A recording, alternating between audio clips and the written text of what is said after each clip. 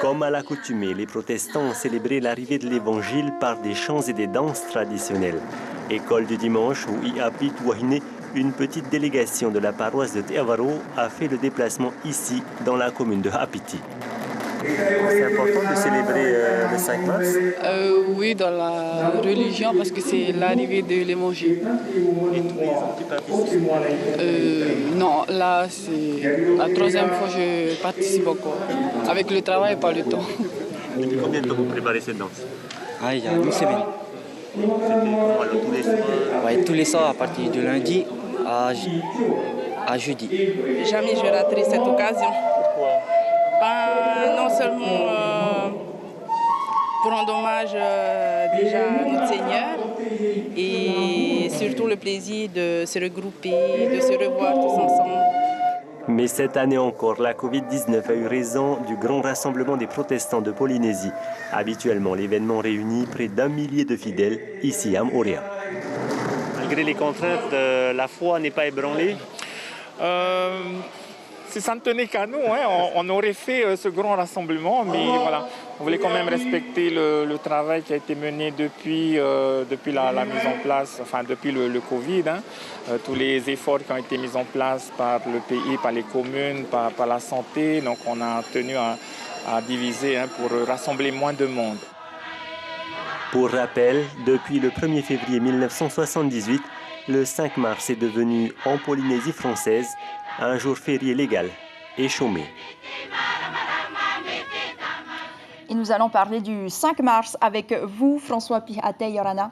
Yorana, et aussi je voulais saluer notre population et une pensée particulière à nos amis et frères et sœurs en Calédonie. Merci d'être sur Polynésie la première. Ce soir, nous venons de le voir, de jeunes fidèles ont tenu à célébrer cette date. Est-ce que c'est plutôt bon signe pour vous? C'est toujours bon signe. Bien que qu'on se rassemble ou on se rassemble pas, c'est toujours un bon signe parce que, comme cette année encore, le Covid oblige, on ne se rassemble pas ensemble, mais dans chaque paroisse, on représente une goutte d'eau, une goutte de pluie.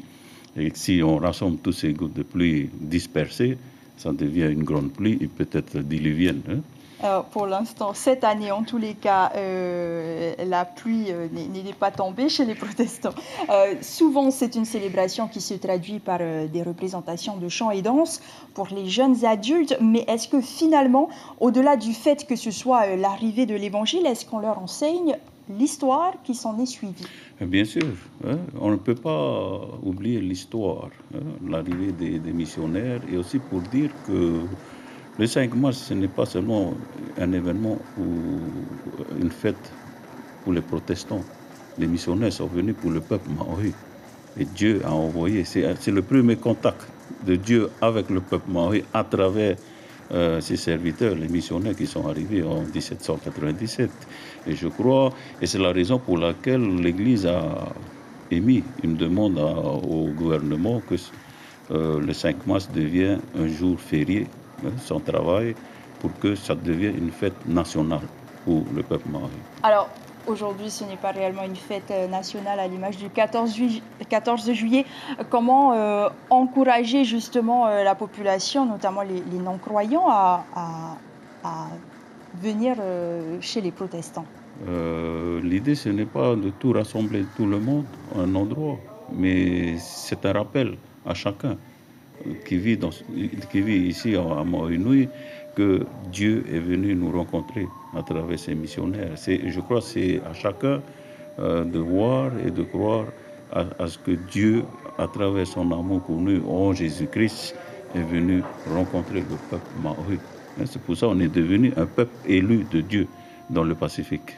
Alors, chacun interprétera effectivement à sa façon. Ce 5 mars 2021 est une date qui restera tout de même gravée dans les mémoires au regard du contexte. Comment vous, en tant que président de l'Église protestante maori, vous l'avez vécu?